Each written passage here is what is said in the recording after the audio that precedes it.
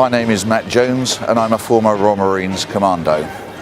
Though I left service many years ago, I come to parades such as this one here today to pay my respects to those men and women who gave the ultimate sacrifice.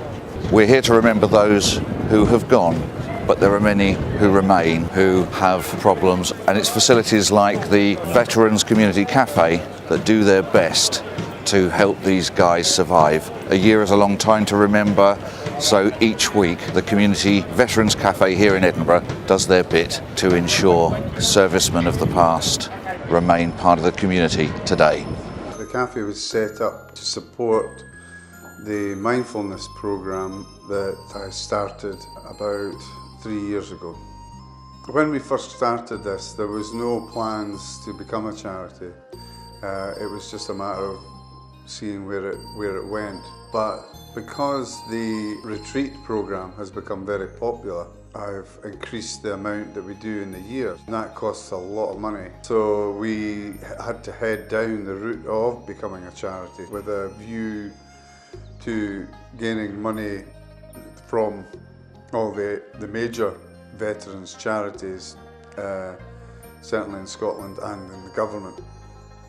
As retired servicemen, we don't just rely on our mettle and each other to aid our recovery. We often seek professional advice from those who have an interest in conditions that many of us suffer from. Most of the work that's been done on mental health has been by psychiatrists and epidemiologists, people in the clinical sciences that are trying to get a better picture of the prevalence of disorders such as PTSD amongst veterans. Also how veterans narrate their own experiences, how they interpret their symptoms and life problems, when they decide to seek help and when they don't, and why. Hopefully the results will be of interest to veterans and others who work in the field, such as veterans charities, clinicians, but also the general public. One of the most important techniques to harbour issues and conditions of isolation and loneliness is that of communication and interaction amongst our peers. Talking and interviewing allows us to understand each other and appears to be a healthy way of combating an invisible enemy. What actually led me to try and take my own life, it was a combination of my own depression as well as my experiences and just feeling I couldn't actually live with myself. I saw the Argonaut get hit because I was on the upper deck for the GDP, Gun Direction Platform. And on the Argonaut was a guy I joined up with on the 22nd of September 80. And we were very close. Well, to let you understand, I've tried to take my life 3 times. And it affects you that way. Every day you have nightmares about it. You just see somebody through no fault of their own being propelled through the air. It was honestly just like a rag doll. You couldn't believe it was a human being. I was diagnosed 10 years ago with PTSD, so it had been ongoing for a long time. And I knew that because I was using alcohol to cover it up. When I had the brain injury, that was taken away, so it exploded into, what was quite a traumatic event. The stuff that I teach, the mindfulness and the meditation, that gives me a bigger coping strategy than anything I've ever had before. People sitting, having a drink and having something to eat together, I think is really important.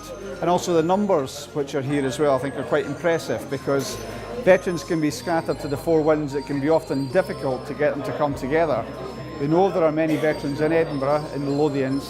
We know there's between 300,000 and 400,000 in Scotland, but trying to bring them together in a way that helps those that need to get that help is very important. So far, I've been extremely impressed by the Veterans Centre here. The mindfulness, the Tai Chi, and most of all the companionship are so important in helping people deal with issues they still have from their time in the services. The experience that many people here would have had is Northern Ireland or Afghanistan, where everybody's potentially your enemy, the stress is absolutely constant and the pressures are huge. There's always support available for veterans, and sometimes it can feel like there's not and you're on your own. I understand that point. But there's many people, and the people involved in this centre are veterans who have taken it upon themselves, not because any government's told them to do it. So they've got the best of intentions trying to help veterans. So there's always somebody there to help. So if you go into the Veterans Gateway, which is a portal that takes you into all the different veterans organisations, or if you find out about somewhere like this, there's one in Midlothian, for example, there's one in the Coming Home Centre in Glasgow, and please come along, and you might find that many people share the same experiences, some of the shared concerns that you will have as a veteran as well. So there's always help available. Please reach out and take the advantage of it if you feel you need that help. For guys coming and doing the 10-week mindfulness course, or attending the 5-day residential retreats that we run down in the borders, it was giving them somewhere for them to come and continue with the practice of mindfulness, meditation.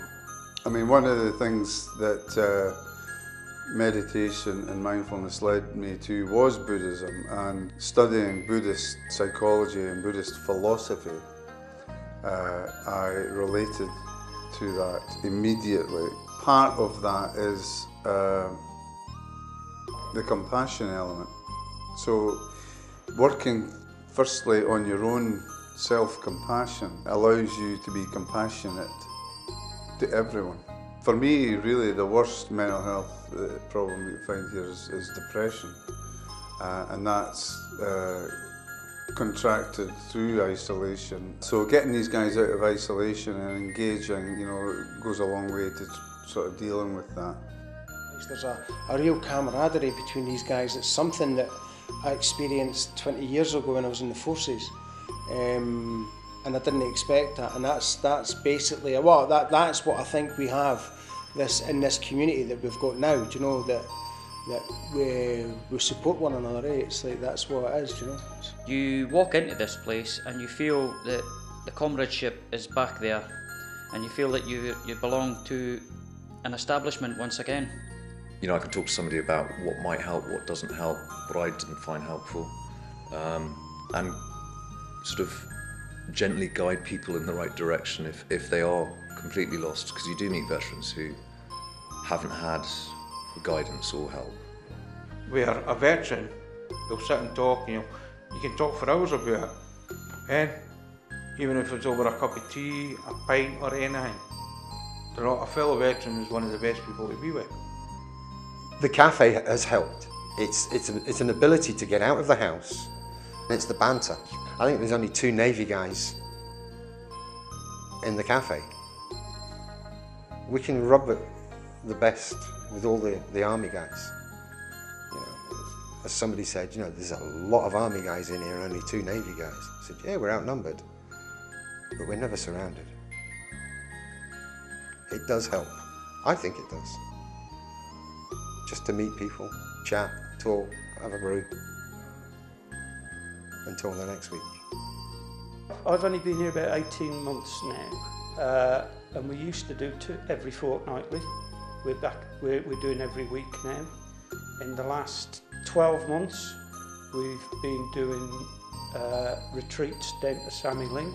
We've done 2 full meditation mindfulness retreats, and we've done 4, I think it is, 3 working retreats, where we go down, we get the use of their facilities and go into the temple and we meditate and all the rest of it, but we do work for them, which is good for the mindfulness soul as well. While you're working, you're taking your mind off your troubles, and everybody gets a benefit out of that. You come out of the army, you bang your head against a brick wall, you fight through all your problems, you go round them, you go over them, you go under them, but you hit one at one point in your civilian life where you just hit it and it stops you dead and you can't lift your head up.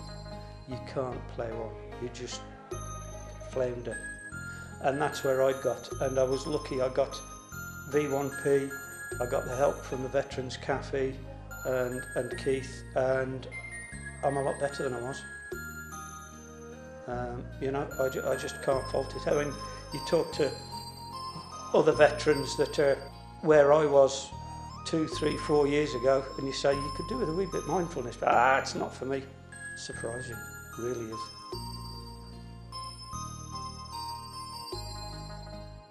They shall grow not old as we that are left grow old.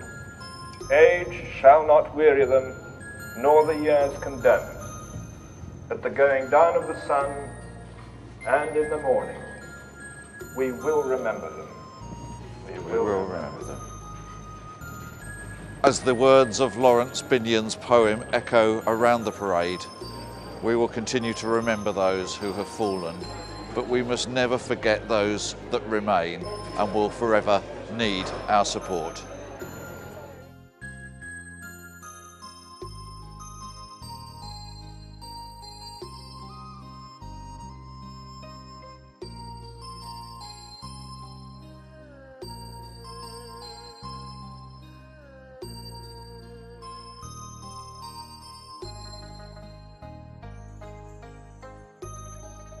If you have been affected by this programme in any way, would like to learn more, or even to make a donation to this charity, then please call us from the details on your screen now.